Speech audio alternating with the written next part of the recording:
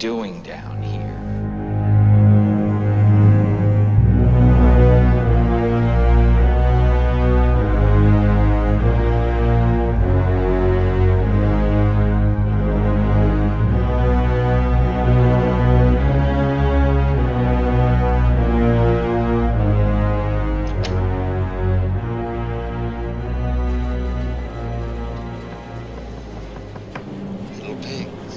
Little pigs, let me come in.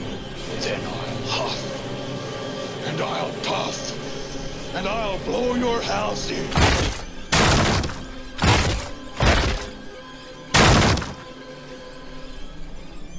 Hey, Dusty!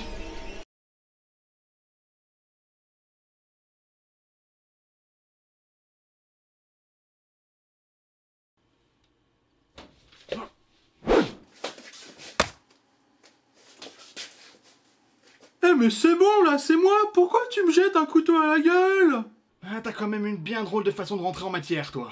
Non mais c'était plutôt urgent, ça fait 2 semaines que t'as pas sorti de vidéo, et comme là il y a eu plusieurs sorties et tout, franchement, fallait que je te pousse à faire des critiques sur les films qui sont sortis. Parce qu'évidemment t'avais vachement bien choisi ton moment pour mettre ta chaîne de côté, putain. Et puis pourquoi tu m'en mets toujours plein la gueule à moi, alors que je suis gentil? Franchement, on n'a pas idée de faire subir ça à un être humain. Je devrais aller me plaindre au prud'homme. Jingle.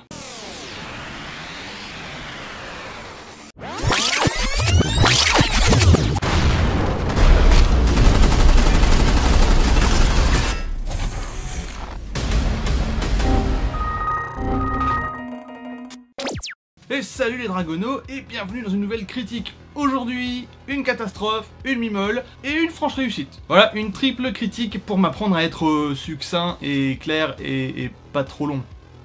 Alors, pour commencer, retour à Zombieland, autrement appelé Zombieland 2. Film vraiment pas top qui m'a laissé de marbre. En fait, pendant tout le visionnage, je me suis demandé comment il était possible de tomber aussi bas après le premier opus, jusqu'à ce que je me souvienne que même en fait le premier opus, il était un peu moisi.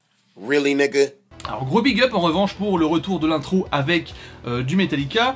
Dans le 1 c'était For Whom the Bell Tolls et pour le 2 c'est Master of Puppets. Donc voilà, avec moi tout de suite ça a matché. Même si là pour le coup l'intro manque clairement de punch et est vachement plus longue que la première, non? À moins que les images présentées soient beaucoup plus intéressantes dans le 1, mais là dans le 2 c'était anecdotique, c'était un bel hommage au 1, mais c'était quand même faire du rien avec, ce qui est un petit peu dommage. Bon alors je vais vous faire un tout petit résumé sans spoilers, mais en gros, ça fait autant de temps dans notre vraie vie, notre monde, que dans Zombieland, que nos trois... 4 Lascars sont ensemble. Là, ils vont évidemment à la Maison Blanche parce qu'ils veulent une grande maison et tout ça, ils veulent changer d'air et tout, donc il a fortifié tout ça.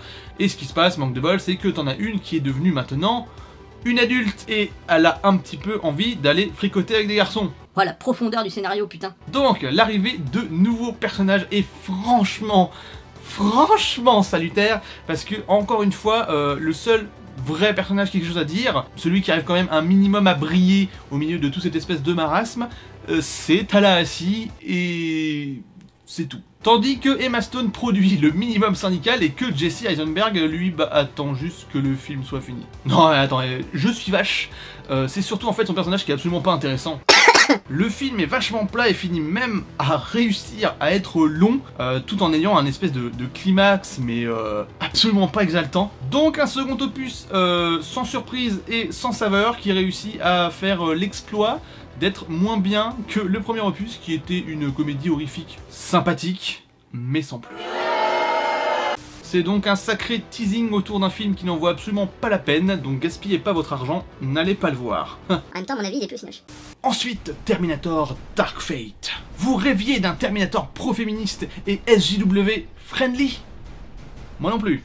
Et c'est exactement ce qu'on a là. Ce qui aurait été absolument pas été grave, voire même plutôt cool, si là on ne parlait pas justement d'une franchise qui est aussi bien campée dans ses thèmes et sur ses pieds. Bon, c'est Terminator quand même, hein. Et puis John Connor, si ses initiales c'est JC, en fait, c'est pas pour rien. À la base, c'est une figure messianique qui est là pour libérer les hommes. Oui, si t'as pas compris, je parle de Jésus-Christ. Et donc là, spoilers!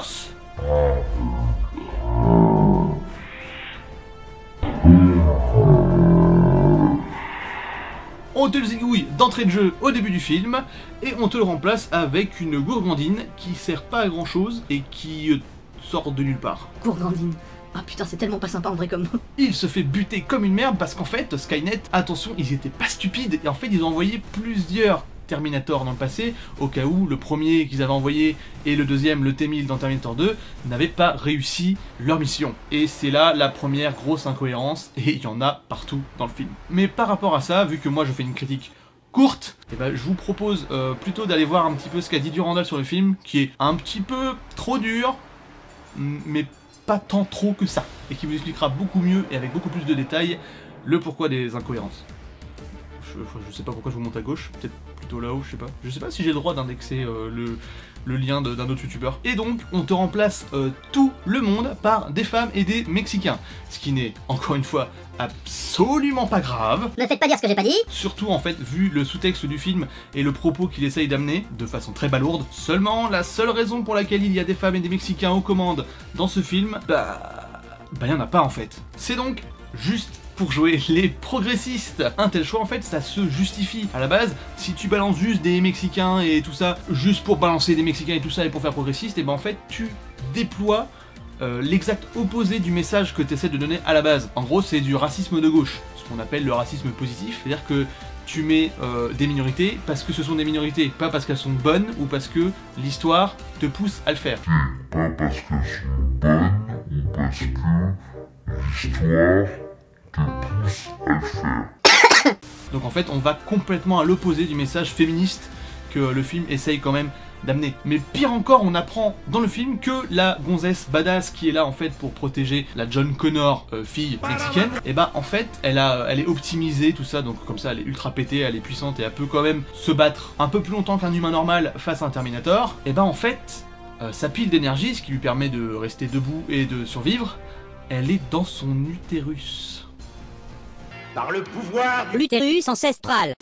Est-ce que vous voyez un peu le malaise là? Vous le voyez? Vous le voyez ou vous le voyez pas, le malaise là? Parce qu'il faut pas oublier que le film est dans une logique SJW, donc si tu fais en sorte que le pouvoir de la femme, enfin ce qui symbolise sa vie, ce qui symbolise sa féminité, ce qui symbolise son pouvoir, c'est son utérus, et bah les trans et les gender fluides... Vous n'êtes pas un homme. Ah non. Non, je sais pas ce qui vous fait dire que je suis un homme, mais je ne suis pas un homme. Donc SJW, oui, mais pas tant que ça. Alors oui, hein, je prête un petit peu au film des intentions qui à mon avis n'étaient pas du tout les siennes, je pense qu'il voulait traiter le sujet avec le plus de respect possible et ne pas trigger qui que ce soit, mais ça sent quand même avant tout le script très mal branlé et un Tim Miller qui était complètement rageux des épisodes 3, 4 et 5 de Terminator et qui a voulu en fait refaire un truc complètement différent. Mais Tim, sérieusement, comment veux-tu qu'on te prenne au sérieux alors que, en fait, tout ce que tu as détesté dans les films, après Terminator 2, et ben en fait, tu les as utilisés dans ton propre film. T'as quand même pioché allègrement tous les enjeux et les thèmes du 3, du 4 et du 5. Donc, je comprends pas. Bon, sans cracher davantage dans la soupe, les scènes d'action défoncent. Et c'est tout ce que j'ai de positif à dire. Et maintenant, Dr. Sleep. Et attention parce que là on va rentrer dans un tout autre univers, celui de l'allégresse et des compliments, tout simplement parce que ce film en fait il est bien. Alors bien écrit, bien ficelé, très propre, avec un casting très bon, des acteurs au poil et investis. C'est une adaptation qui prend des libertés mais qui reste très cohérente tout en apportant une bonne dose de nostalgie pour tout ce qui est les petits aspects liés à Shining qu'on retrouve pas forcément dans le bouquin. Shining d'ailleurs que j'ai regardé la veille du visionnage de Dr. Sleep et dont j'avais absolument oublié la lenteur et l'absence de personnalité. Oula, je vais avoir des problèmes avec les fans de Kubrick. Alors il n'y a pas grand chose à dire parce qu'en fait ce qui rend le film exemplaire c'est sa linéarité et la maîtrise de son écriture. Peut-être que le film aurait pu être plus cabotin, peut-être qu'il aurait pu prendre plus de liberté, prendre plus de risques, mais je pense que là, l'apanage du réalisateur, c'était l'efficacité avant tout. Et pourquoi t'as mis mon écran de veille, fils de pute? Ah bah oui, j'ai oublié de lancer là. Ah bon, on annonce comme un con. Alors, le film est sobre, son ambiance est brumeuse et subtile, c'est un vrai d'autant plus qu'à mon sens, je pense que l'adaptation rend véritablement honneur à l'ambiance que King voulait à la base pour ses bouquins. L'unique défaut du film, c'est sans doute la campagne marketing qu'il y a eu autour du bousin, parce qu'en fait, il nous le survendait un petit peu trop comme quelque chose, en tout cas, de bien plus horrifique que le film n'est en réalité. Alors, je vais peut-être m'apesantir un peu plus sur le film dans une autre vidéo qui lui sera peut-être dédiée ou sur autre chose, on verra. Et voilà, on en a terminé.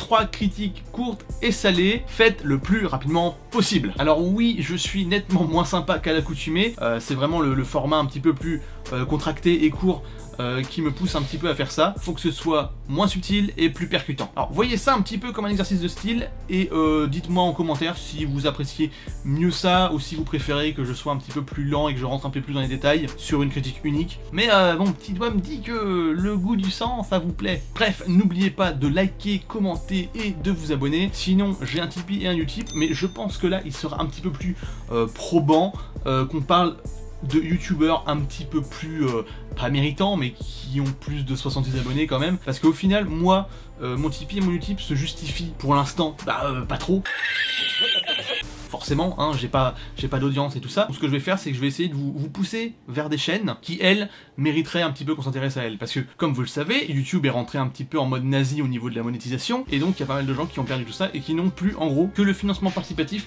pour vivre, et en fait, s'ils ne vivent plus, et ils vont arrêter les vidéos, en fait. Donc si vous aimez le contenu sur Internet, si vous aimez les vidéastes et les vidéos qu'ils vous font, c'est toujours pas mal de penser à leur mettre un petit euro dans la cagnotte tous les mois. Forcément, vous n'êtes absolument pas forcé, hein, c'est pas du tout ce que je vous dis. En tout cas, ce qui est cool avec Tipeee, Utip et compagnie, c'est qu'au moins vous savez où va votre argent. C'est pas comme la redevance audiovisuelle, hein, tu payes pas pour n'importe quoi et quelque chose que tu n'as pas envie de voir. Et donc je vais vous proposer 3 chaînes, bon c'est pas des chaînes absolument inconnues, hein, peut-être que vous les connaissez déjà. Voilà, c'est 3 de mes chaînes préférées, voire peut-être même mes 3 chaînes préférées, en tout cas sur le YouTube français. Et je pense que je referai ça, allez, une fois tous les mois.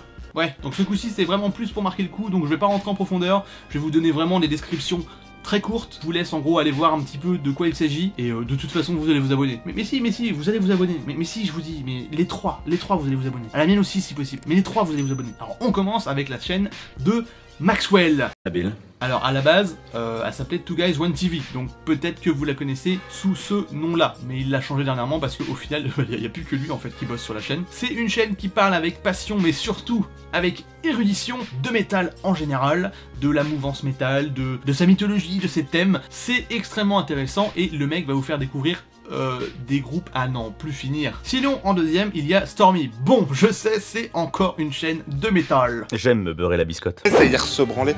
Alors Stormy, il a ça de cool qui vous parle quand même de groupes avec des légères particularités et qui sont pas trop connus. C'est en général des petits groupes qui ont ce petit truc en plus qui fait que ils sont bizarres, mais c'est cool. Et sinon aussi, il fait de la musique, donc il saura soit vous faire marrer, soit au moins vous titiller l'oreille. Et pour finir, Chris Papillon, avec son émission Minute Papillon et ses autres concepts.